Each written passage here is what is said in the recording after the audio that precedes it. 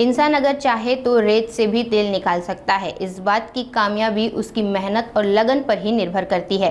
यवतमाल की रहने वाली प्राजक्ता झलके ऐसा ही एक नाम है जिसने बहुत कम समय में आसमान को छू लिया है। यवतमाल की खिलाड़ी प्राजक्ता झलके ने कड़ी मेहनत से अपने पहले प्रयास में ही जज का पद हासिल कर लिया है। उन्होंने अपनी 12वीं तक की शिक्षा यवतमाल से पूरी की और पुणे में LLB और मुंबई से LLM की पढ़ाई पूरी की। इस दौरान उन्होंने प्रसिद्ध वकीलों के साथ प्रैक्टिस भी की। उन्होंने प्रशासनिक सेवा में प्रवेश पाने के लिए नियमित रूप से और दृढ़ संकल्प के साथ अपनी पढ़ाई जारी रखी। आज ये उनकी मेहनत का नतीजा है कि प्राजक्ता ने बहुत कम समय में आकाश को अपनी मुट्ठी में कर लिया है। स्पर्धा परीक्षेसाठी सर मी पुण्याला लॉ क्लासेस आहे ॲडव्होकेट गणेश शिरसाट यांचे मी जॉईन केले. तिथनंच मी प्रिलिम्स, मेन्स आणि इंटरव्ह्यूची तयारी केली. त्यांचं मला वेळोवेळी मार्गदर्शन लाभलं आणि अभ्यास म्हणाल तर मी दिवसातून 8 ते 10 तासाचा मी अभ्यास केला आहे तिन्ही तिन्ही परीक्षांसाठी. सर विधीचं क्षेत्रही मी स्वतःच निवडलं आहे. म्हणजे मला त्याचे मी विषय बघितले. मला काहीतरी एक वेगळं फील्ड चूज करायचं होतं.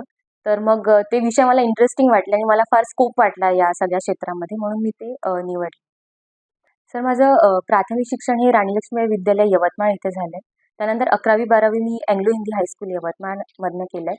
त्यानंतर 12वी नंतर मी 5 वर्षाचं BE LLB हे ILS लॉ कॉलेज पुणे इथनं झालं आहे माझं आणि त्यानंतर मी LLM ही Maharashtra national law university Mumbai इथनं मी पूर्ण केलं आहे. सर कॉलेजला असताना मी ॲडव्होकेट असीम सरोदे यांच्याकडे इंटर्नशिप केली आहे आणि कॉलेज झाल्यानंतर मी माझी प्रॅक्टिस सीनियर ॲडव्होकेट आहेत ॲडव्होकेट पुष्कर दुर्गे यांच्यासोबत मी माझी प्रॅक्टिस सुरू केली होती आणि त्यामध्ये मला ॲडव्होकेट श्रद्धा सवाखंडे, ॲडव्होकेट राकेश उत्तेकर यांचं खूप मदत आणि मार्गदर्शन लाभलं. विधी क्षेत्रात सर न्यायाधीश आहेत मृदुला भाटकर. मी त्यांचे जजमेंट्स फार वाचत असते आणि तेच माझं मी त्यांना नेहमी बघते त्यांच्याकडे. जर न्यायाधीश व्हायचं तर मला त्यांच्यासारखं व्हायचं आहे म्हणून मी त्यांच्याकडे नेहमी बघते. खास करून की माझे पर्सनल ओपिनियनमध्ये न येऊ देता जे कॉन्स्टिट्यूशनल मोरॅलिटी आहे किंवा जे कायद्यात सांगितलं आहे ते मी अपहेल करण्याचा पूर्ण प्रयत्न करेन. यांच्याकडनं मला ही प्रेरणा मिळाली की एक हे जी फील्ड आहे कॉम्पिटिटिव्ह एक्झाम्स किंवा जी शासकीय नोकरी आहे त्याच्यामध्ये ते जाण्यात काय फायदा आहे किंवा त्याचं काय महत्त्व आहे हे मला त्यांच्याकडनं कळलं. माझ्या घरातले सगळे सरकारी नोकरच आहेत म्हणजे शासकीय सेवेतच आहे.